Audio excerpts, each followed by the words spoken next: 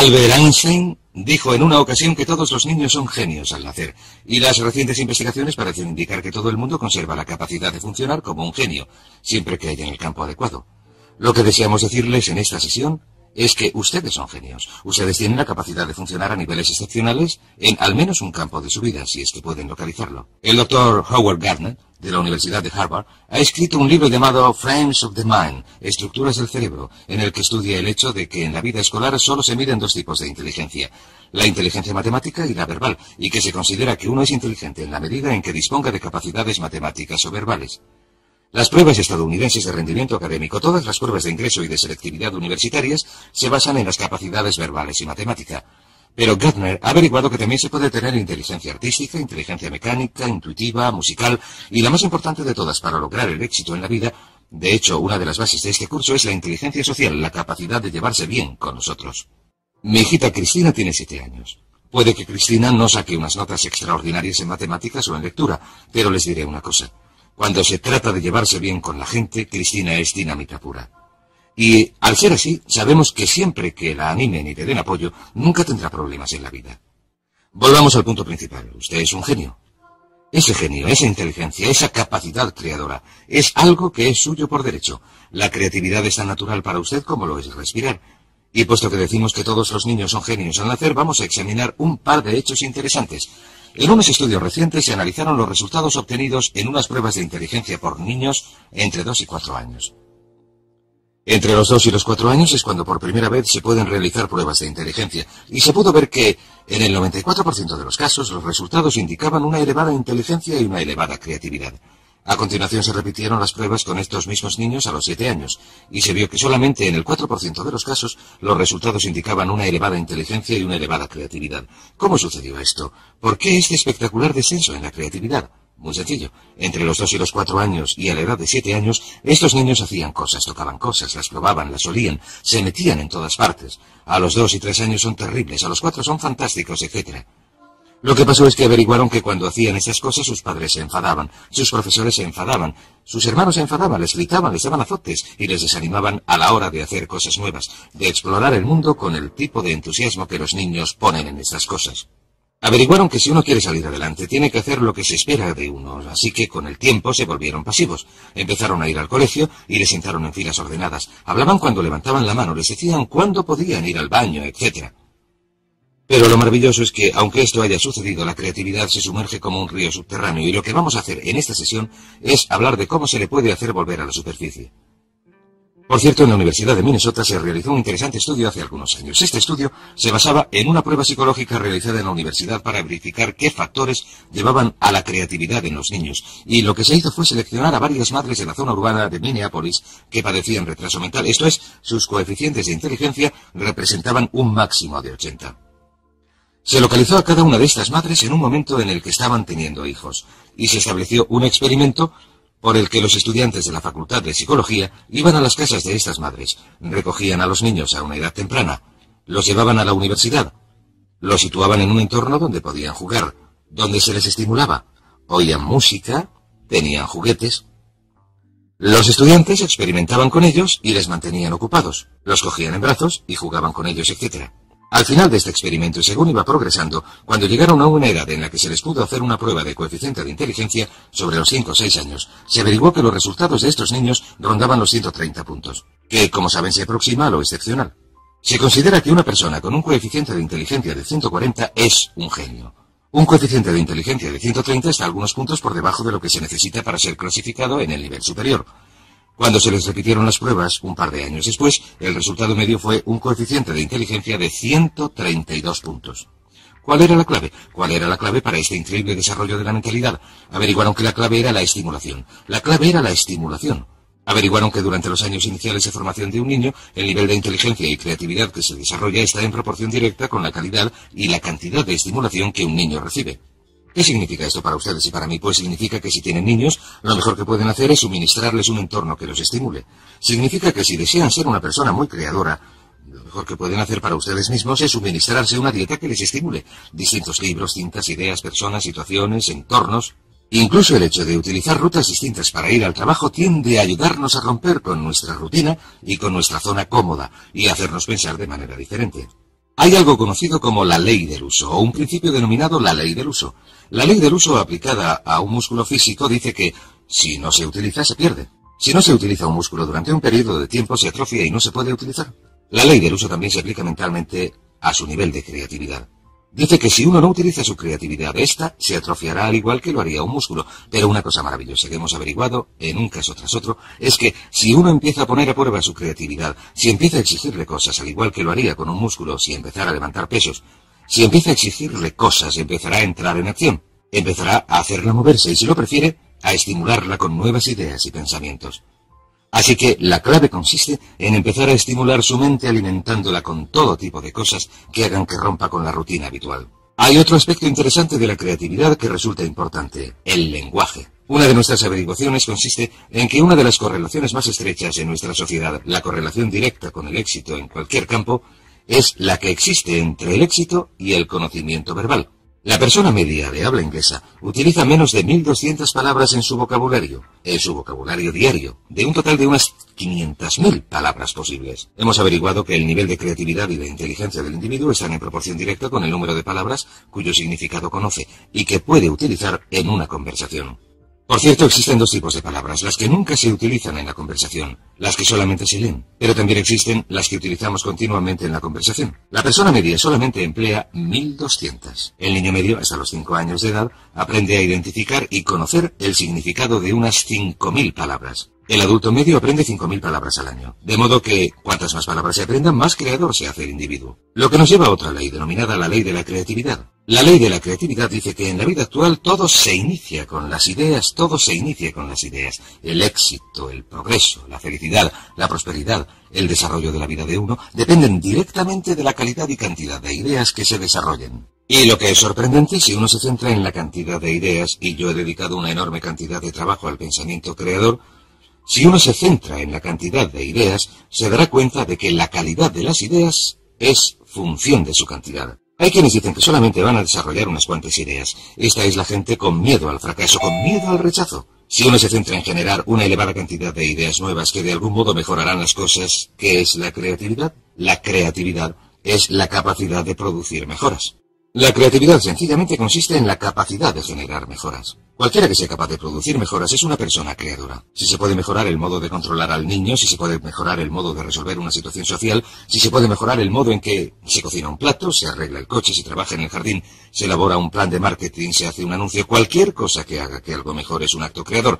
No es necesario componer sinfonías o escribir novelas o pintar cuadros. Lo único que hay que hacer es mejorar las cosas. Una serie de pequeñas mejoras puede producir unas diferencias extraordinarias en el rendimiento. De modo que la ley de la creatividad dice que el futuro, el éxito, la felicidad, en muchos casos la longevidad, estarán determinados por la calidad y cantidad de las ideas que uno produce. Pero, ¿qué es lo que controla la creatividad? En mi opinión, 3 cosas. La primera, las experiencias del pasado. Si uno se ha educado en un entorno, especialmente durante la infancia, en el que se le ha animado a pensar con creatividad, entonces será una persona creadora.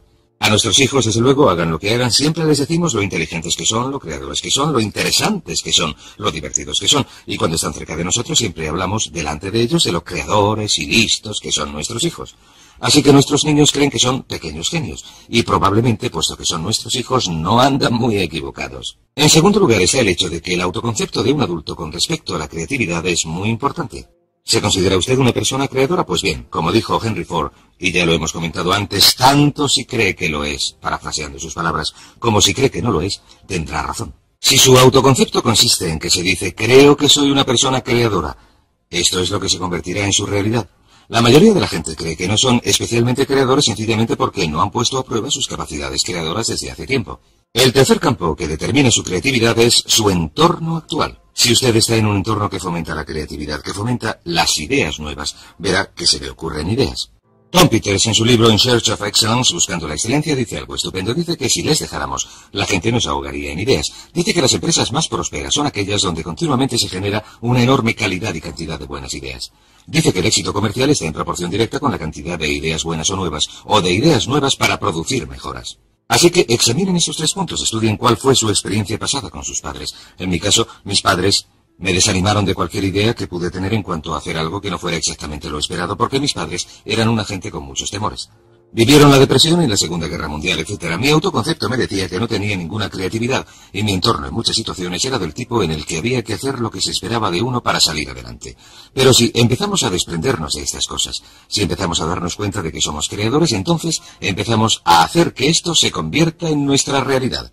Ahora bien, existen dos tipos de personalidades, lo que llamamos la personalidad mecánica y lo que llamamos la personalidad adaptable. La principal diferencia entre estos dos tipos consiste en que la personalidad mecánica es rígida y la personalidad adaptable es flexible. La personalidad mecánica tiende a ser dogmática. En otras palabras, quienes la tienen dicen tajantemente que las cosas son de una manera. Hacen declaraciones que podríamos definir como en blanco y negro. Todo es sí, no, arriba, abajo, blanco, negro. Son casi absolutistas. La declaración de un absolutista es esto es así absolutamente. La persona adaptable tiene una mentalidad abierta.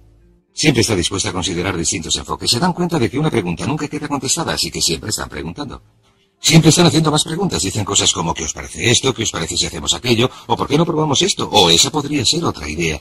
Y tienden, si lo prefieren, a ser fluidos.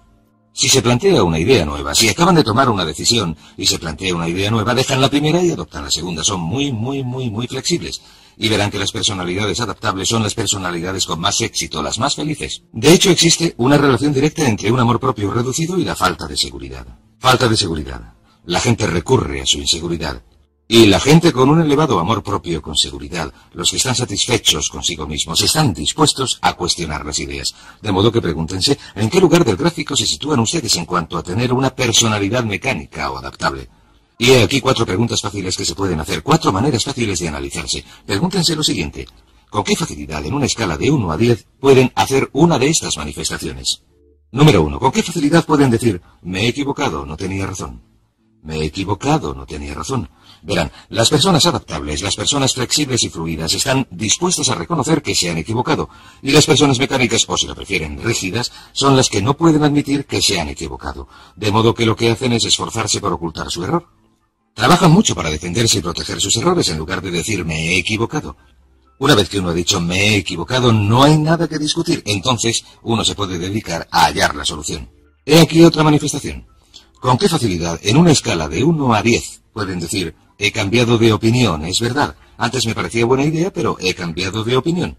La capacidad de cambiar de opinión es el distintivo de una persona flexible. ¿Con qué facilidad pueden decir, no lo sé, en una escala de 1 a 10? Si alguien, un hijo, un padre, un jefe, les hace una pregunta, ¿con qué facilidad pueden decir, no lo sé? O manifestación final, ¿con qué facilidad pueden decir, necesito ayuda, no lo puedo hacer yo solo, no tengo la capacidad suficiente, necesito que alguien me ayude, necesito ayuda, he cambiado de opinión, no lo sé? Estas son las manifestaciones que hace una persona flexible. Muy bien, estudiemos otro par de aspectos de la creatividad. Tenemos la ley del uso, tenemos la ley de la creatividad. Sabemos que el lenguaje y el vocabulario están directamente relacionados con esta. Sabemos que el autoconcepto es parte esencial de la creatividad, que cuanto más se gusta uno a sí mismo, cuanto más cree uno en sí mismo, más probabilidades tiene de ser creador. Así que el siguiente punto es preguntar. Sencillamente, la capacidad de hacer preguntas. Cuanto más dispuesto esté uno a hacer preguntas una y otra vez, cuanto más dispuesto esté uno a decir qué pasaría si lo hiciéramos de otro modo, qué pasaría si cambiáramos, qué pasaría si hiciéramos lo contrario de lo que estamos haciendo, qué pasaría si hiciéramos más, si hiciéramos menos, si dejáramos de hacerlo por completo, estas son las preguntas de una persona creadora.